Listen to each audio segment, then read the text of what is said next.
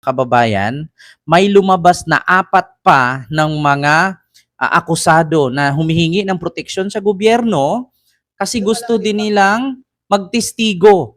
Naku, oo, as in hindi naman Ma'am Cecilia.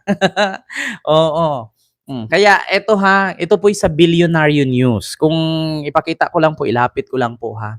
Ayan, Bilyonaryo News yan ha. 4 pa na mga akusado na sa kaso ng missing sa Bungeros, humihingi ng proteksyon sa gobyerno. So, hindi lang pala si alias Totoy. Oo. Hindi lang pala si alias Totoy, mga kababayan, ang magtestigo. Naku po.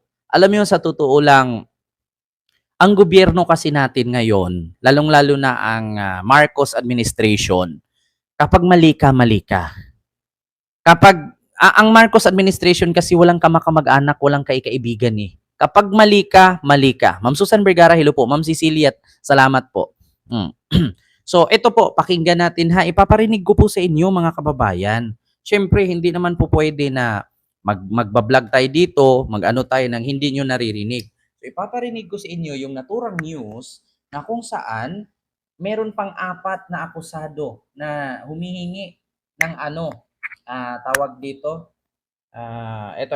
Ito po mga kababayan, 4 na akusado gustong humingi ng proteksyon sa gobyerno kasi magsasalita na din sila laban kay Atong Ang. Ito po. Ang misteryo sa kaso ng mga nawawalang sabungero. 4 na suspect pa ang gusto ng tumestigo ngayon. Pinangalanan na rin nila ang kapwa-akusado at whistleblower na si alias Totoy. Narito ang agenda report ni Joash Malimban. Mga biktima rin po kami. Yan ang pahayag ng 4 na bagong lumulutang na testigo sa missing sa Bungeros case na sina Robert Matiliano, John Reconsolacion, Virgilio Bayog at Mark Carlo Zabala. Takot po kami dahil pinagbandaan po kami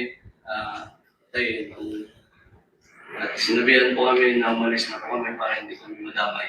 Kasama ang 4 sa 6 na security personnel ng Manila Arena na nakasuhan 2 taon na ang nakararaan. Ang itinuturo nilang si alias Totoy, ang kanilang boss na si Julie Dondon Patidongan, ang head of security ng Manila Arena, kung saan huling nakita ang ilan sa mga nawawalang sabungero. Kilala niyo naman personal si alias Totoy? Opo, siya po yung head ng security namin po. Julie Aguilar Patidungan po.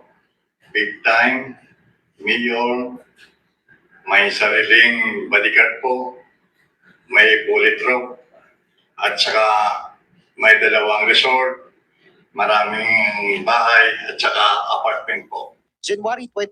Nako, mga kababayan, gusto ko lang kasi according dito sa 4 na security guard na lumabas ngayon na gusto din ng proteksyon, binulgar nila kung sino si alias Totoy, no? Si alias Totoy daw ay big time, may resort, may bodyguard, may bulletproof, may mga guns. So mayaman daw ito. Si alias Totoy. Na sa mga hindi po nakakaalam, si alias Totoy, siya po yung siya po yung isa sa lumabas no na nagbulgar patungkol na si Atong Ang daw, si Gretchen Barreto ay kasali no at mastermind si Atong Ang dito sa mga missing sa Bungeros. So itong 4 nga security guard, siya daw ang head doon, si Totoy alias Totoy, big time. O, narinig nyo naman siguro, ulitin ko ha. Ito. Pakinggan nyo. May sariling bodyguard po, may bullet drop, at saka may 2 resort, maraming bahay, at saka apartment po. January 2020. Nako, mga kababayan, parang sasabit si alias Totoy dito. Sasabit si alias Totoy dito, mga kababayan. Kasi ang sabi niya kagabi sa interview doon sa GMA News, no, ang sabi niya, milyonaryo daw siya, milyonaryong mini. Yan ang sabi niya ha. Pero actually mga kababayan, wala namang kinalaman yung yaman ni alias Totoy. Wala ring koneksyon kung gaano man siya, kamilyonaryo ba siya o bilyonaryo ba siya. Marami siyang apartment, marami siyang resort, marami siyang guns, marami siyang bodyguard. Ang mahalaga doon ay ang kaso.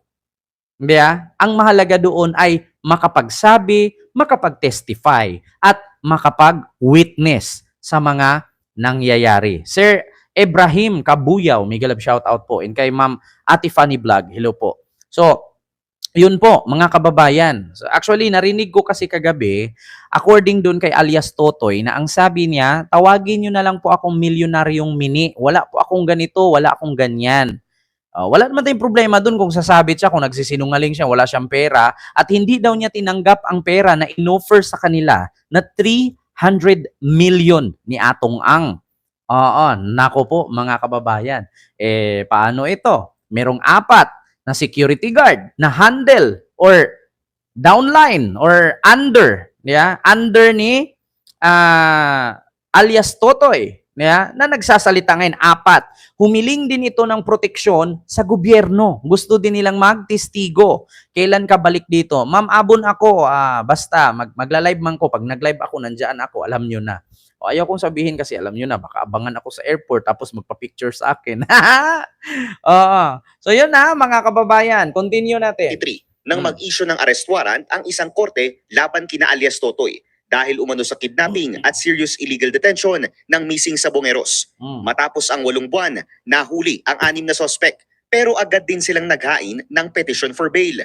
Matapos din ng pre-trial sa mababang korte, aprobado ang petition for bail at nakalaya ang 6 na akusado.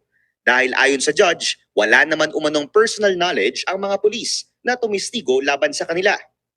Iniakyat ito ng piskal sa Court of Appeals at sinabing nag-commit ng grave abuse of discretion ang humatol na judge dahil binaliwala umano nito ang mga ebidensyang ipresenta sa korte. December 2024 ng Ngayon mga kababayan, paano ba naman hindi ibaliwala ang mga ebidensyang ipinasa sa korte? Ang sabi nga mismo ni Secretary of Justice o DOJ, Remulla, kaya isi-isihin ang DOJ sa tao na nasa likod ng mga nawawalang sabongeros. Powerful, makapangyarihan daw. So, kahit sino naman po siguro, kahit magpasa ka pa dyan ng isang damakmak na isang batalyong pages, kung malaki ang bigay, talagang babaliwalain. Kaya makakalaya talaga itong mga iniimbestigahan. Nigan ng CA ang mga prosecutor at sinabing denied ang petition for bail ng mga akusado. Nitong May 2025, muling naghain ng apela ang mga suspect at iniakyat na ito sa Korte Suprema. Paninindigan ng mga akusado, wala silang kasalanan. Sa Facebook Live ng isang Justin Cruz noong June 30, nanawagan ang 4 kay alias Totoy na huwag silang idamay at sabihin na ang katotohanan sa likod ng missing Sabongeros. Boss, ano man yung mga sinabi mo, dapat yung totoo lang, boss. Dahil alam mo naman na biktima din kami, huwag mo na kami itamay. Boss, maawa po kayo sa amin, lalo na sa aming pamilya. Panawagan din nila sa gobyerno, bigyan sila ng proteksyon bilang state witness. Sa pinakahuling pahayag ng DOJ, wala pa raw basihan para gawing state witness ang mga suspect. Kinakailangan pa raw i-evaluate ang kanilang credibility at bigat ng kanilang mga testimonya. Sa kabila nito, si PBBM na mismo ang nag-utos ng isang malalimang investigasyon. Actually mga kababayan, wag po muna nating husgahan itong 4 na akusado na dinamay ni alias Totoy. Bakit? Kasi hindi din natin sila pwedeng sabihin na binayaran sila para kalabanin si alias Totoy or binayaran sila para malinis ang pangalan nila. Hindi natin sila agad-agad pwedeng husgahan. Antayin po natin kasi may mga investigator naman na mag-iimbestiga dito Di ba mga kababayan?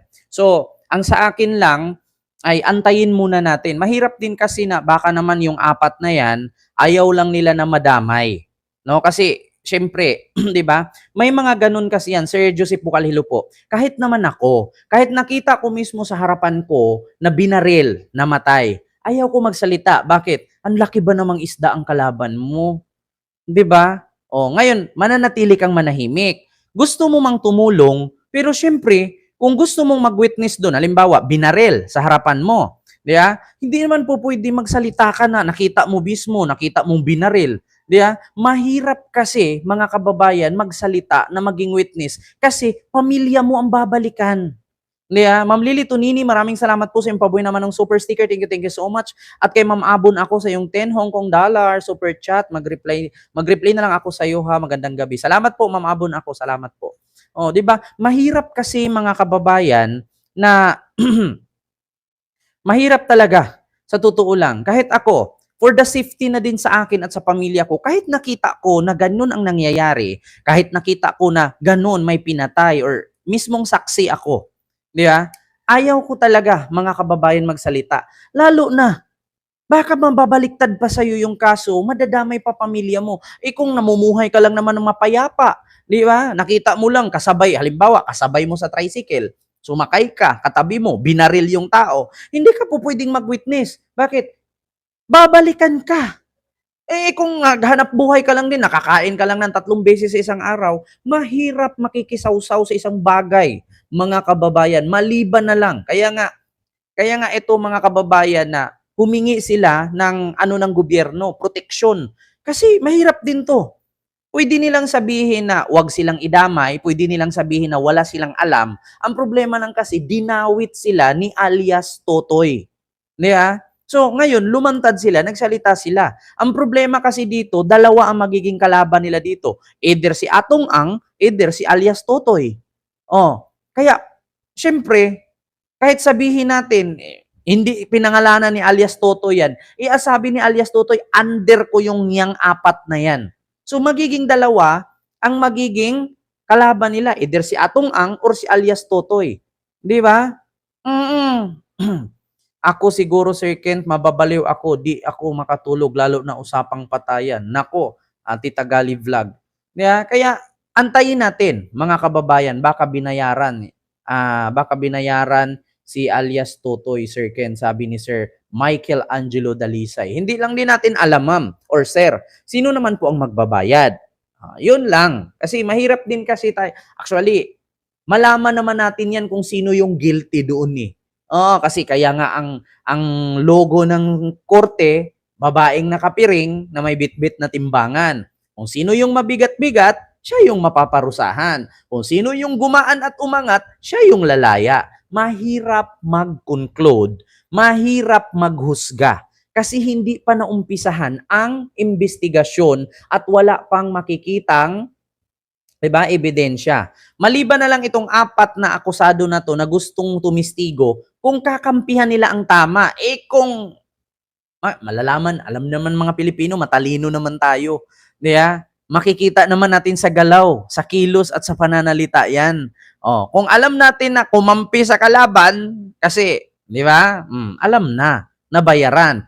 Kung sabihin nila ang totoo, hindi sila kakampi, walang masabing bayaran. Yeah? Mamiri Chikawa, maraming salamat po ma'am sa yung $3 super sticker. Thank you so much. Ganun po yun. Antayin na lang natin mga kababayan kung ano ang resulta dito sa 4 na akusadong gustong tumistigo, kung kakampihan ba nila si alias Totoy or kakampihan nila yung side ni Atong Ang. Di ba? Doon natin malalaman. Mama Marites Musni, maraming salamat po at sa lahat po na nandyan. Kaya mga kababayan, yun ang ating aabangan. Kung sino, ito actually mga kababayan, naalala nyo ba yung kay Jubilin, ano ba yon? Yung nawawalang babae sa Palawan? Si Jubilin Gallieno ba yon? Dawit si Tibis dyan. Hindi ko po alam. Queen Lioness and kaya sa Sirisa Force, silo po sa inyo lahat dyan. So, ito mga kababayan, ang gusto ko lang dito, kung naalala ninyo yung issue ni Jubilin Galliano, di ba? Yung nawawalang babae doon sa Palawan, parang ganito din eh. Di ba? Kung ako titistigo pero madadamay pamilya ko, naku, uunahan na kita ng paggilit sa liig, Sir Kent. Di ba? Parang ganitong issue ni Jubilin Galliano. Jubilin ba yon? Pangalan nun, yung babaeng nawawala sa Palawan. Parang ganun din ang kwentong ito, mga kababayan. So, yun na, abangan natin. May lumalabas na 4 pa na witness. Ma'am Jubilin Vergara, hello po. Opo daw. Di ba? Parang ganoon, hinahanap nila kung saan napunta, sinong pumatay, ending, anong nangyari sa kaso, naging buto na. Wala, tapos na ang usapan. Kasi kahit kasukasuhin to dito mga kababayan, kung ang kalaban nga nila ay Sir Melchor Palangka, hello po. Kung ang ang kalaban nila ay powerful, wala. So, ito na, mga kababayan, tapos na tayo dyan sa issue na yan, yung 4 na lumantad bukod kay Totoy. Ito na, bukod sa pagsalita ni Totoy or alias Totoy at yung 4